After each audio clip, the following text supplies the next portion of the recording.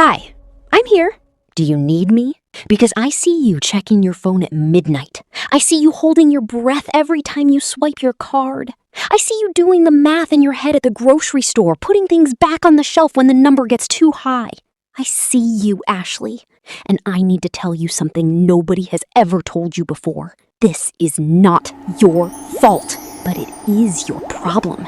And if you don't fix it, I promise you, 10 years from now, you will be sitting in the exact same place, doing the exact same math, holding the exact same breath. So sit down, because I'm about to tell you your own story, and I need you to hear every word of it, every 2 weeks. My name is Money, and I visit Ashley every 2 weeks. She works at a healthcare company in Dallas, Texas, $54,000 a year, which sounds like enough. Which should be enough. But every single time I show up in her bank account, I watch her do the same thing. She exhales. Not because she's happy, because she's relieved. There's a difference. Happy means things are good. Relieved means you are scared, and now you're not for a minute. And then the minute ends. Rent takes $1,450 from me before Ashley even blinks. Car payment grabs $387. Insurance takes $210. Phone bill $95. Internet $60. Groceries $380 because everything costs more now and nobody warned her it would happen this fast. Student loan $220. Credit card minimum $85. And that's not counting her coworker's birthday cake. The parking ticket on Commerce Street, her mom calling about the electric bill. By day 10, I'm almost gone.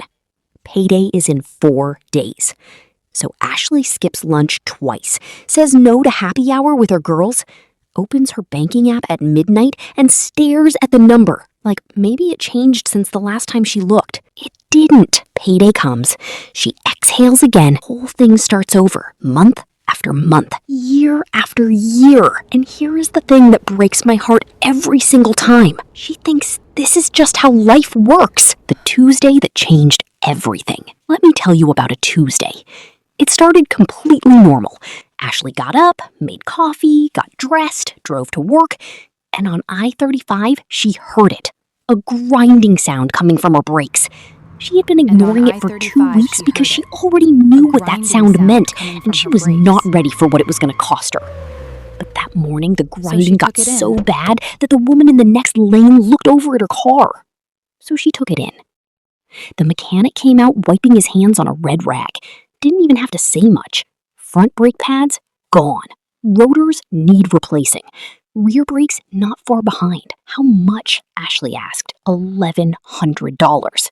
She opened her banking app right there in the garage. Stood there under the fluorescent lights looking at her phone.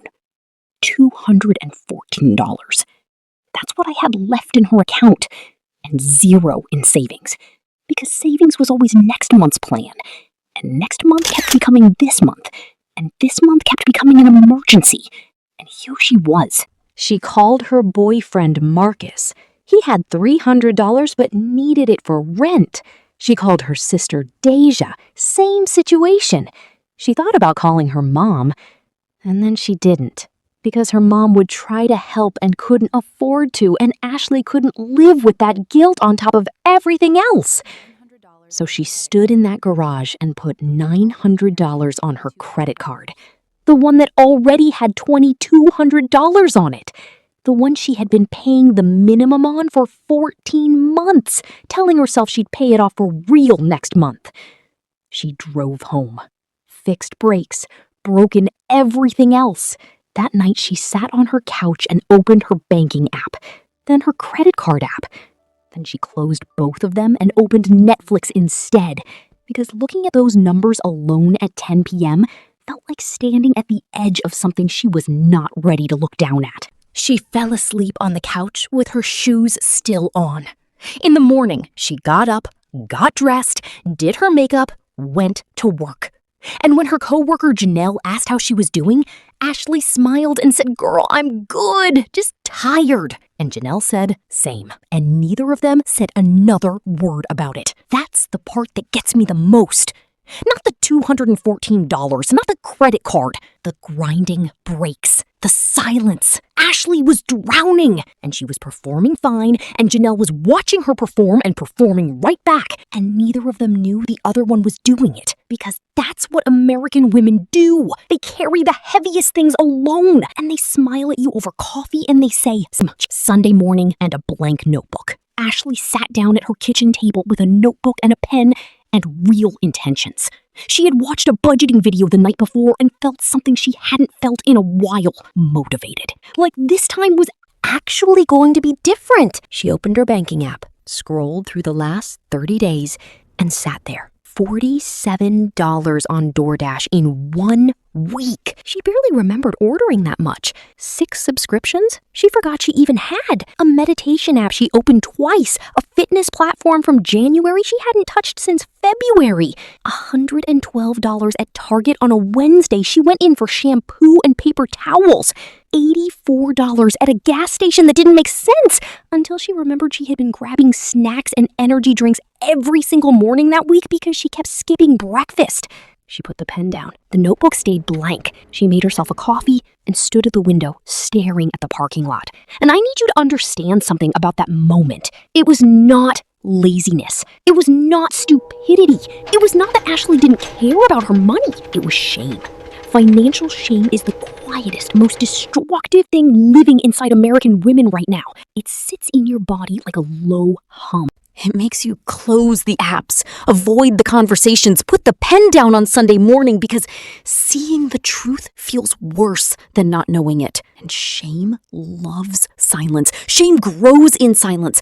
Shame whispers that everyone else has this figured out and you are the only one who doesn't. Ashley had no idea that Janelle, put together, never stressed Janelle from the office, had $340 in savings and $6,000 in credit card debt. Ashley had no idea that her friend Trina, who just got promoted, was sending $400 every month to her mom in Memphis and had nothing left. Ashley had no idea that 60% of working American women were sitting at their own kitchen tables with their own blank notebooks and their own closed apps at that exact same moment. She thought she was the only one. She was surrounded by it. And the silence between all of them was costing every single one of them everything. The system nobody told her about. Now I need to tell you something that might make you angry. Good. You should be angry. Ashley didn't end up here because she's bad with money. Ashley ended up here because she was never taught. Because the system that's supposed to teach you, it benefits when you don't know. Ashley grew up watching her mom count money at the kitchen table with tight lips and quiet eyes. Her mom learned money from her mom, and her grandmother learned it from a time when women were told money was not their domain. That was for husbands, for fathers, for men in suits. That belief never disappeared. It just got quieter. It became the reason nobody talks about salary at work. The reason American women accept the first job offer 68% of the time, while men almost always negotiate. The reason financial literacy in school felt like something for other people. Right now in America, the median savings balance for women under 35 is less than $1,000. Not because women don't work, not because women don't earn, because the entire structure was built to keep money moving away from you. Credit card companies deliberately set minimum payments low, because when Ashley pays the minimum on her $2,200 balance at 24% interest, the current average American rate, she will spend over 10 years paying it off and hand them nearly $2,000 in interest. They are not helping her. They are harvesting her. Subscription companies make cancellation complicated on purpose because the harder it is to cancel, the longer you pay for something you forgot you had. Employers keep salaries secret on purpose